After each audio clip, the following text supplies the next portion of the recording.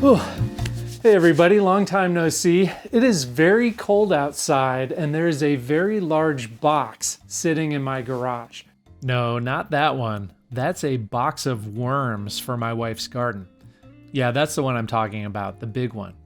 That box came from the LS7 wizards at Katech, and in theory it contains almost everything I need to get my GT3 killer project back on the road. But for some reason, it's been sitting in my garage for 2 months and I haven't even opened it. I don't know why. It's just a box. It's nothing to be scared of. But what is scary is that this project has lost all of its momentum. And as a lot of you probably know, once the momentum is gone, it can be really hard to get it back. Quitting a personal project isn't like quitting a job. You don't send somebody an email announcing it. You just quietly give up without even realizing it.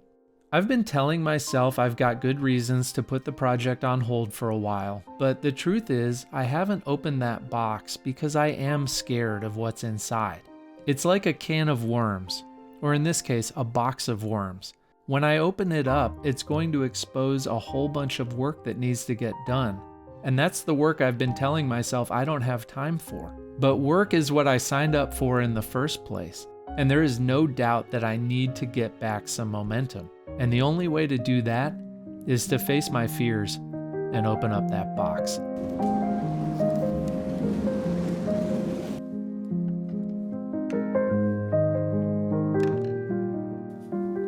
Well, now I'm a little embarrassed about how dramatic I made that first part seem. It wasn't very difficult. It's funny how easy it is to confuse being stopped with being stuck. It felt like I was stuck, but then just the tiniest bit of effort got me going again. And boom, now I've got some momentum. So let's see what's in this box. This project is about taking a stock C6 Z06 Corvette and proving you don't need to spend six figures to have an amazing sports car for the street that can also turn really fast laps on the track. But the project went off in the weeds when I dropped an exhaust valve and found myself in need of a new motor. When deciding what to do, there were two big factors to think about. What were my goals, and how did I plan to get there? Initially, I had some pretty lofty goals, but eventually I realized I needed to keep it simple. What I wanted was the LS7 that GM should have built. That means better reliability and a reasonable budget, maybe a little bit more power. It's a pretty straightforward goal, but getting there is easier said than done. I've been trying to improve my skills by DIYing as much of this project as I can, but doing an engine build from a bare block seemed like a recipe for another blown motor. Luckily, a viewer gave me the contact info for Zach at Ktech, and he went out of his way to come up with a solution that's tailored for my needs. What I've got in this box is a Ktech short block, Ktech heads, and a Ktech DIY kit. Let's look at exactly what that means, starting with the short block. This is a Ktech refurbished LS7 track attack short block. The bore is 4.135 inches compared to the factory 4.0 bore.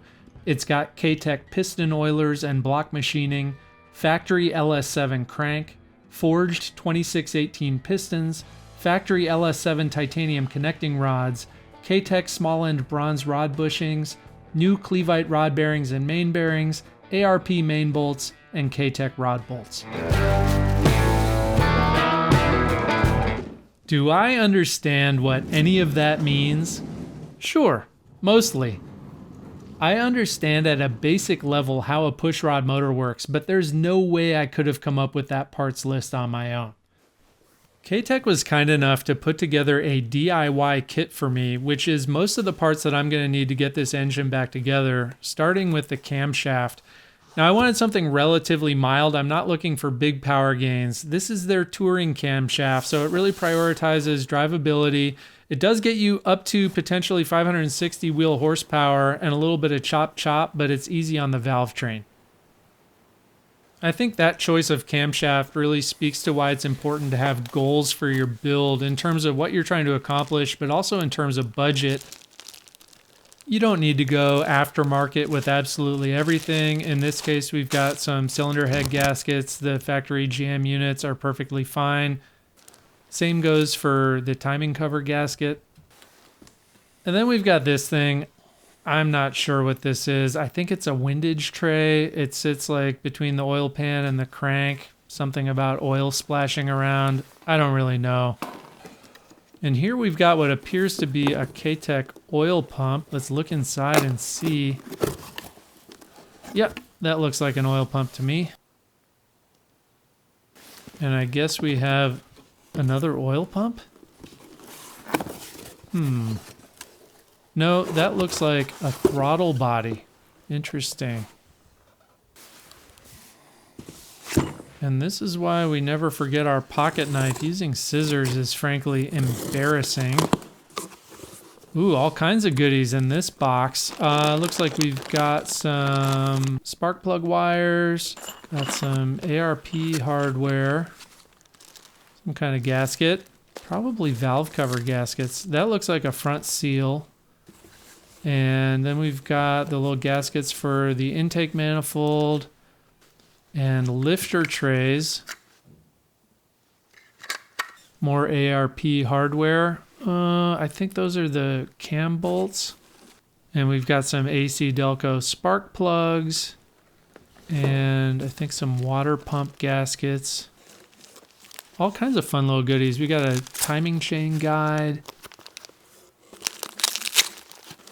Bolts for the intake manifold, I think. Timing chain sprocket. Timing chain. Are there two timing chains? Interesting. Maybe one of those rare dual overhead cam pushrod V8s. More bolts. Oops. Okay, well, those weren't important. Ooh, push rods. We've got fresh tamales? No, those are lifters. Those are GM factory hydraulic lifters. I'll be honest with you, I don't know what that is. It kind of resembles the timing cover, but I don't think it's a timing cover, so probably goes on the back of the engine, which is why I've never seen that before. I'm sure we'll figure it out. Well, there were a lot of goodies in that box. That was fun. But wait, there's more. Well, we got a factory intake manifold. On account of my existing one is full of bits of metal. Decided to stick with stock. You can get more power from an aftermarket intake manifold, but I wanted to keep the stock appearance and save a bit of money. Well, we've got a factory oil pan here, and unfortunately you can see on that corner it was doing a bit of rubbing against the block. Thankfully the block looks okay, and the rubbing there I think just went to the gasket, and so with the new gasket I think we'll be good to go. And man, this stuff is just cool to look at. I just like kind of turning it over and checking out. Oh. Yeah, that's fine. That seems fine. All right, that basically does it for the DIY kit. Next up is the cylinder heads. And at first, I had not been planning on going with Ktech for the cylinder heads. I think I was just assuming it was going to be too expensive. But when I saw how much they were helping me out with the whole short block build and the DIY kit, I realized it would be kind of rude not to go with them for cylinder heads too. And they turned out to be pretty reasonable. So this is what they provided.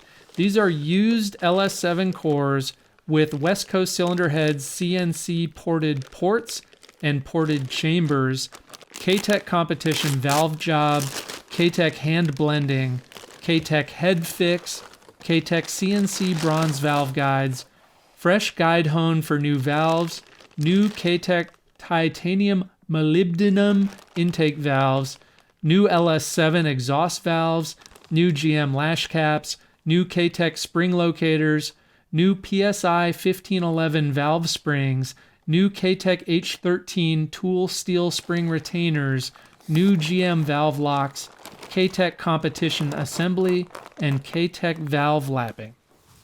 Times 2, obviously, but I'm not going to open the other one right now.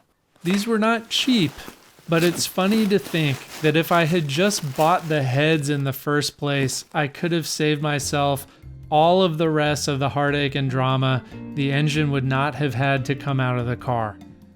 So we are looking at what I am hoping will shortly become the LS7 that GM should have built, but I'm not quite ready to start putting it together. There's this whole while I'm in there system. Should I replace the clutch? It's got 50,000 miles on it. I probably should. Should I upgrade it? I don't know. What should I do? There's a lot of that going on in my head, and frankly, I think some of those decisions, like the 2 and 3 steps down the road decisions, are what have been preventing me from working on this. So I just need to get over it. I've got a little bit of momentum now, and it feels really good. I also want to thank you guys because you've been giving me a lot of encouragement in the comments.